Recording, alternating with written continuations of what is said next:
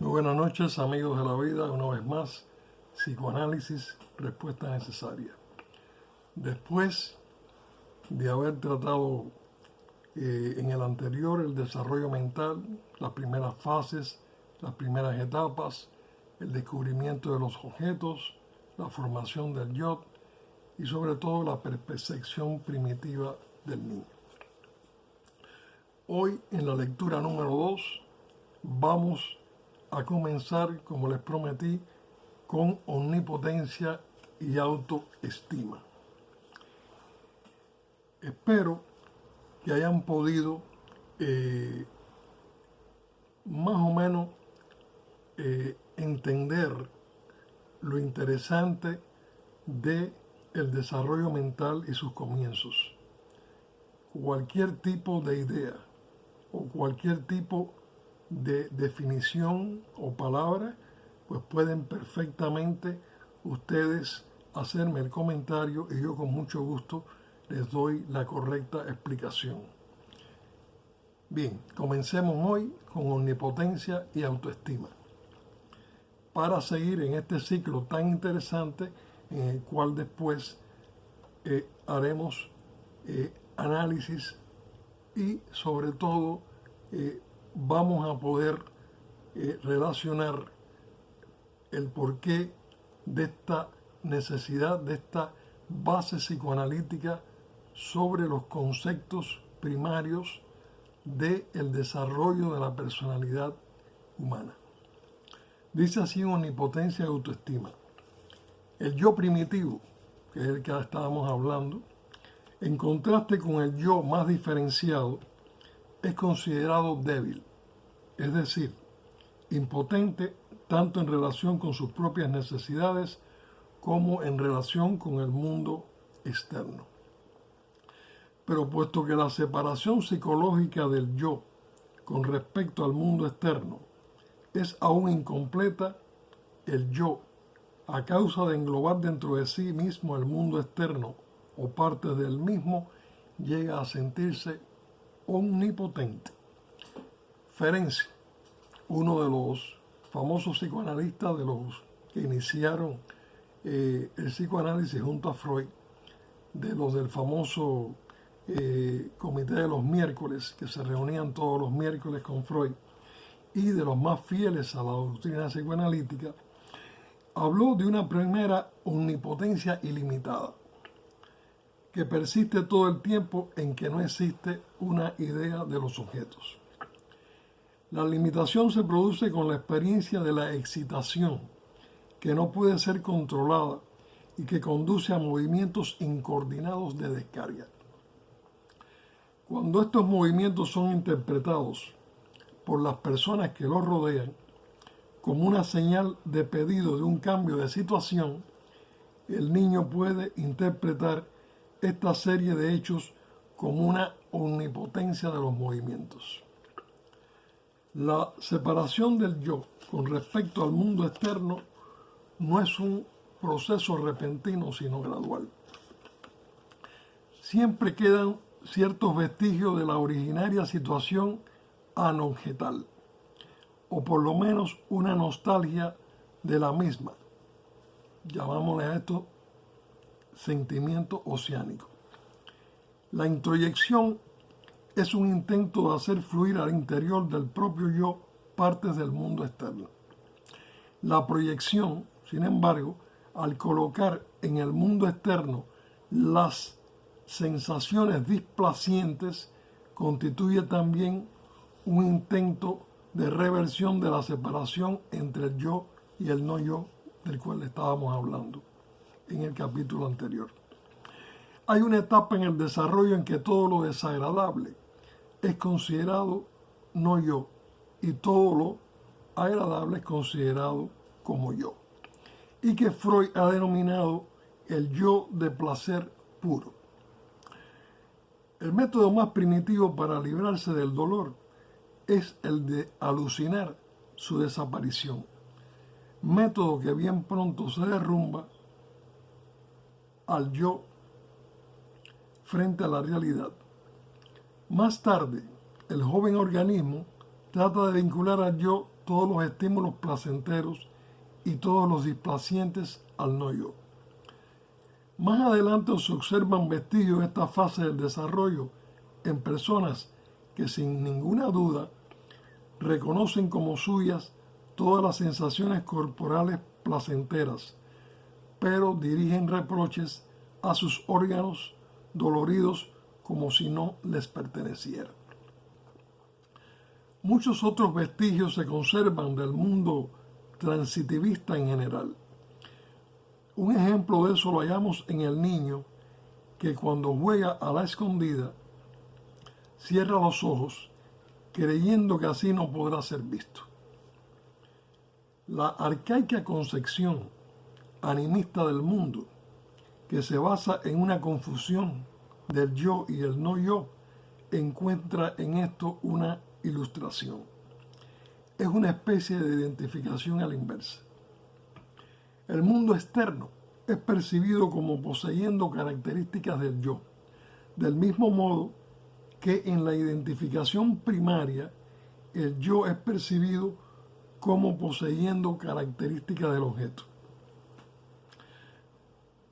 Cuando el niño es obligado, por su experiencia, a renunciar a la creencia en su omnipotencia, él entonces considera omnipotentes a los adultos, que ahora se han convertido en objetos independientes, y trata, mediante la introyección, de participar de nuevo en su omnipotencia. Ciertos sentimientos narcisísticos de bienestar se caracterizan por ser experimentados como el hecho de unirse a una fuerza omnipotente en el mundo externo, cosa que sería lograda ya sea por la incorporación de partes de este mundo o por la fantasía de ser incorporado por él. Llamémosle a esto narcisismo secundario. Atención. El éxtasis religioso, el patriotismo y otros sentimientos similares se caracterizan por la participación del yo en algo inalcanzablemente elevado. Muchos fenómenos sociales tienen su raíz en la promesa a los desvalidos, de parte de los omnipotentes, de la deseada participación pasiva a condición de que aquellos cumplan ciertas reglas. Las experiencias del individuo vinculadas a la omnipotencia conducen a crear una necesidad de la psique humana que es de máxima importancia. La nostalgia del sentimiento oceánico del narcisismo primario podría denominarse necesidad narcisística. La autoestima constituye la manera de hacerse cargo del individuo de la distancia que lo separa de la omnipotencia primitiva.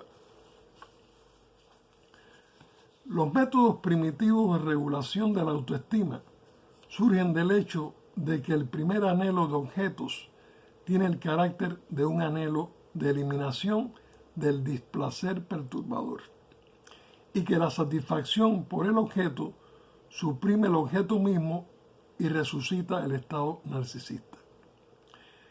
El anhelo de retorno a la omnipotencia y el anhelo de eliminación de la tensión instintiva no se hallan diferenciados aún uno de otro. Cuando uno logra librarse de un estímulo displaciente, se produce una restauración de la autoestima. La primera satisfacción proporcionada por el mundo externo, el suministro de alimento, constituye al mismo tiempo el primer regulador de la autoestima. La tendencia a participar en la omnipotencia del adulto después de la renuncia a la omnipotencia propia se diferencia del deseo de satisfacer el hambre. Todo indicio de amor de parte del adulto, que es más poderoso, tiene en ese momento el mismo efecto que el suministro de leche tuvo para el lactante. El niño pierde autoestima cuando pierde amor y la logra cuando recupera amor. Es esto lo que hace que los niños sean educables.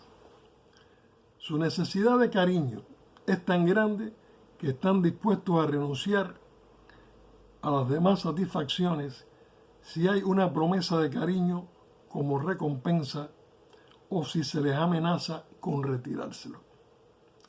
La promesa de los necesarios suministros narcisísticos de cariño a condición de obediencia y la amenaza de retirar estos suministros si la condición no se cumple son las armas de que se vale toda autoridad. Bien, creo que esto nos va también destapando un poco, ¿ok?, esas sombras de la cueva psicoanalítica. Más adelante se diferencian las necesidades narcisísticas de las sexuales. Las necesidades sexuales se desarrollan en la relación con los objetos. Las narcisísticas en la relación entre el yo y el superyo. Todo sentimiento de culpa hace decrecer la autoestima. Todo ideal que se cumple la eleva. Pero dado que, como sucede en todo acaecer psíquico, lo antiguo y primitivo perdura debajo de lo nuevo, parte de las relaciones de objeto sigue estando regido por las necesidades de la autoestima. Donde mejor se puede estudiar esto es en las personas fijadas en este nivel. Son personas que necesitan suministros narcisísticos del exterior para mantener su autoestima. Pueden distinguirse innumerables subterfugios y subtipios. Hay sujetos agresivos que quieren procurarse por la fuerza las cosas esenciales que el malvado mundo externo se niega a conceder. Y hay otros que quieren evitar el uso de la fuerza tratando de conseguir los suministros esenciales por la sumisión y la demostración de sufrimiento. Muchos hay que ensayan simultáneamente ambos métodos. El hecho de que las necesidades eróticas y narcisísticas obliguen al niño a pedir cariño y el carácter imperativo de este anhelo nos permiten hablar de un amor objetal pasivo en los niños pequeños. El niño quiere lograr algo del objeto sin darle nada en retorno. El objeto aún no es una personalidad, sino un instrumento que se utiliza para procurar una satisfacción. A la etapa del narcisismo primario, en que se tiene la sensación de la omnipotencia y el control, aún no constituye un problema. Sigue de este modo un periodo de control pasivo-receptivo en el que las dificultades son superadas mediante el recurso de mover a los poderosos objetos externos a conceder lo que se necesita. Cada vez que los ulteriores tipos de control fracasan o no ofrecen ninguna esperanza de éxito, la tentación de recaer en el estado de control pasivo receptivo no se deja esperar. Bien, ahora pasamos a el desarrollo de la motilidad y el control activo. Bien, la creación del control activo constituye un largo y complicado proceso. También el dominio del aparato motor es una tarea que la criatura humana solo aprende gradualmente, en conexión permanente con la maduración del aparato sensorial. Desde el punto de vista psicológico, es una sustitución gradual de las simples reacciones de descargas por actos. Esto es logrado mediante la intercalación de un espacio de tiempo entre el estímulo y la reacción, gracias a la adquisición ya de cierta capacidad de tolerancia a la tensión. es decir, de una capacidad de ligar, de atar los primitivos impulsos de reacción mediante contracatexis. El requisito previo de un acto es, aparte del dominio del aparato corporal, la creación de una función de juicio. Lo que esto significa es la capacidad de anticipar el futuro en la imaginación mediante un ir probando la realidad, es decir, ensayando de una manera activa y en pequeña dosis lo que podría sucederle a uno de una manera pasiva y en dosis desconocidas. Esta manera de funcionar es característica del yo en general. Aprender a caminar, a estar limpio y a hablar. Repito, cuando el niño aprende a caminar, a estar limpio y a hablar, son los pasos esenciales en la adquisición del dominio de las funciones motoras físicas. El caminar y el control de los esfínteres constituyen la base de la independencia del niño. Tomo un tiempito para repetir. El caminar y el control de los esfínteres constituyen la base de la independencia del niño.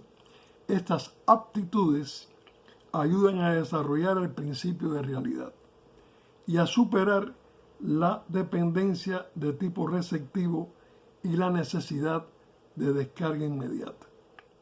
La facultad del habla modifica las funciones de previsión propias del yo. La fijación de símbolos nominales para las cosas consolida la conciencia y crea la posibilidad de anticipar los acontecimientos en el mundo ideal de las palabras. La capacidad de juzgar la realidad y la capacidad de tolerar tensiones son dos aspectos de una y la misma facultad.